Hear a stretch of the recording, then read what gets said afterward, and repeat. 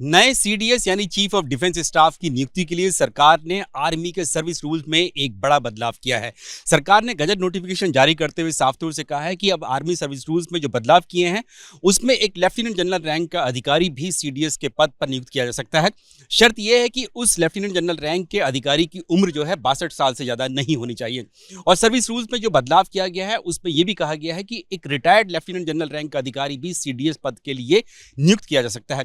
और ये जो रूल्स में जो बदलाव किया गया सर्विस रूल्स में, ये आर्मी के एक्ट में तो बदलाव किया ही गया है, साथ ही जो नेवी के जो सर्विस रूल्स हैं और एयरफोर्स के यानी कि वायुसेना के जो सर्विस रूल्स हैं उनमें भी बदलाव किया गया है। यानी कि अब जो सेना का लेफ्टिनेंट जनरल रैंक का अधिकारी जो सर्विंग हो या रिटायर्ड हो लेकिन 62 साल से ज़्यादा उम्र नहीं होनी चाहिए।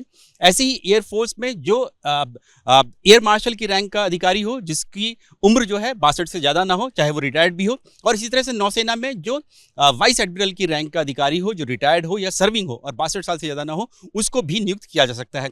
और अब इसके मायने ये हो सकते हैं कि जो सरकार के जो नया जो गजट नोटिफिकेशन जारी किया है उसमें जो सर्विंग जनरल्स हैं यानी कि आर्मी चीफ या नौसेना प्रमुख या वायुसेना प्रमुख हैं वो तो बना ही जा सकते हैं सीडीएस। लेफ्टिनेंट जनरल रैंक के अधिकारी भी बनाए जा सकते हैं और जो रिटायर्ड हो चुके होंगे वो भी सिर्फ शर्त यह कि 62 साल से उम्र ज़्यादा नहीं होनी चाहिए।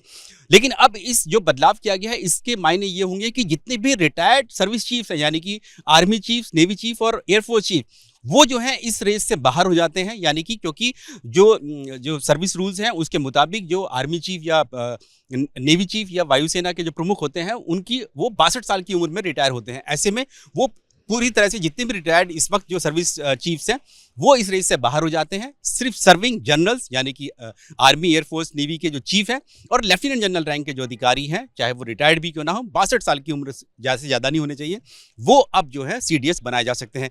अब इस गजट नोटिफिकेशन के मायने ये है कि सरकार जल्द से जल्द हो सकता है कि सीडीएस की नियुक्ति का ऐलान कर दे, क्योंकि पिछले 6 महीने से जो सीडीएस का पद खाली पड़ा है।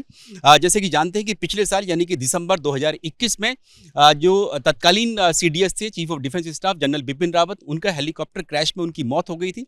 उसके बाद से ही ये पद जो है खाली पड़ा हुआ है और अब 6 महीने बाद सरकार जो है जल्द से जल्द हो सकता है कि नया सीडीएस नियुक्त कर दे और उसी के लिए ये गजट नोटिफिकेशन जारी किया गया है।